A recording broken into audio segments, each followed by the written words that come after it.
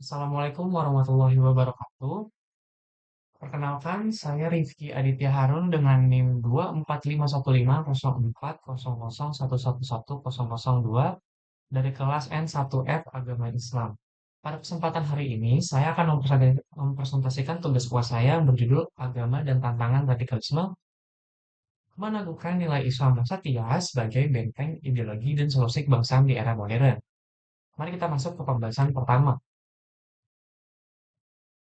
Pembahasan pertama sendiri itu akan membedah definisi dari radikalisme agama. Radikalisme agama sendiri itu merupakan paham atau gerakan yang menginginkan perubahan sosial politik secara drastis melalui cara-cara ekstrim dan kekerasan atas nama agama. Perlu kita sadari bersama bahwa penyimpangan ini bermula dari reduksi makna dan penyimpangan metodologi. Itu ketika teks suci dipahami secara harfiah atau tekstualis kaku tanpa mengindahkan konteks sejarah aslinya atau asbabun nuzul, serta mengabaikan kaidah metodologis penafsiran yang diwariskan oleh para ulama otoritatif. Selanjutnya, ada tiga karakteristik utama yang melekat pada gerakan radikal. Karakteristik yang pertama itu adalah gulu, yaitu sikap ekstrim dan berlebihan dalam beragama yang melampaui batas kewajaran syariat, baik dalam keyakinan maupun ibadah sehari-hari. Kedua adalah takfiri, sebuah kecenderungan sosiologis teologis yang dengan mudah menghakimi sesama muslim yang berbeda pandangan sebagai perilaku kekafiran. Dan ketiga adalah intoleran dan eksklusif, di mana mereka menolak ruang dialog, mematikan perbedaan pendapat, dan mengklaim kebenaran tunggal secara mutlak nilai kelompoknya sendiri. Lantas, apa yang memicu muncul radikalisme ini? Pemicunya itu kita dapat bagi menjadi dua faktor. Dari faktor ideologis internal, radikalisme lahir akibat pemahaman agama yang diangkat karena kurangnya literasi agama yang mendalam.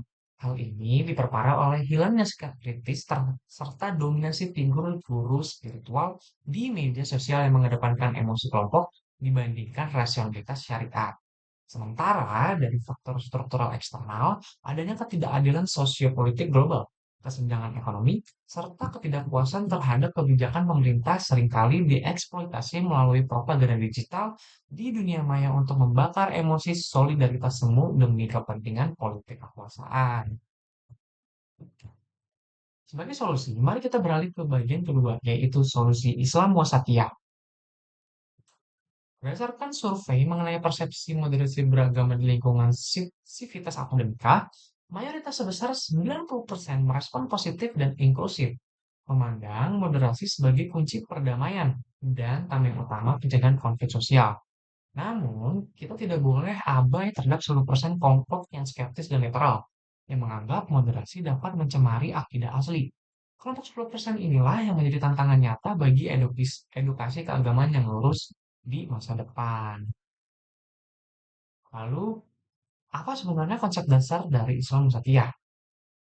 Oke, konsep ini berakar dari istilah umatan wasatan atau umat tengah yang sesuai dengan firman Allah Subhanahu wa taala dalam Al-Qur'an surat Al-Baqarah ayat 143, di mana umat Islam diposisikan sebagai umat pertengahan yang adil dan seimbang.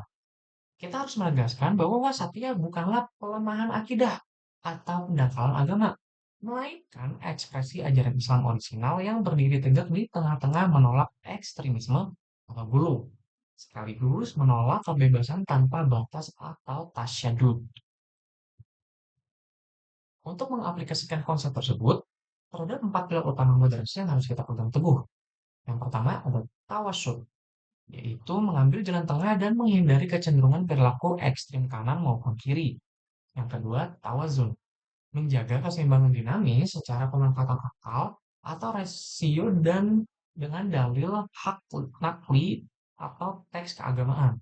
Yang ketiga, tasamuh, mengedepankan toleransi inklusif dengan menghargai perbedaan keyakinan dan ekspresi kultural tanpa mencampur adukan aspek akidah. Dan terakhir adalah iktidal, bertindak secara proporsional dan adil dan menempatkan sesuatu pada porsinya, serta konsisten membela kebenaran dengan cara yang damai. masuk ke bagian akhir, apa peran strategis kita nih sebagai mahasiswa gitu ya. Oke, kita wajib mengambil tanggung jawab sebagai agen perubahan dan agen moderasi di ruang publik melalui aksi nyata akademisi. Pertama, kita harus menjadi agen moderasi digital yang aktif, memproduksi konten positif dan interaktif di media sosial guna membendung narasi ekstrim. Kedua, kita perlu aktif berkolaborasi dalam diskusi lintas iman, serta memperkuat pemahaman metodologis keagamaan di lingkungan kampus sebagai fondasi kokoh untuk merawat persatuan bangsa. Sebagai penutup, mari bersama-sama kita rawat toleransi dan keadamaian bangsa Indonesia. Jika rekan-rekan memiliki pertanyaan atau tanggapan terkait materi presentasi ini, silakan sampaikan pada forum diskusi di komentar YouTube di bawah ini. Terima kasih atas perhatiannya. Mohon maaf atas segala kekurangan. Wabillahi taufiq wal hidayah. Wassalamualaikum warahmatullahi wabarakatuh.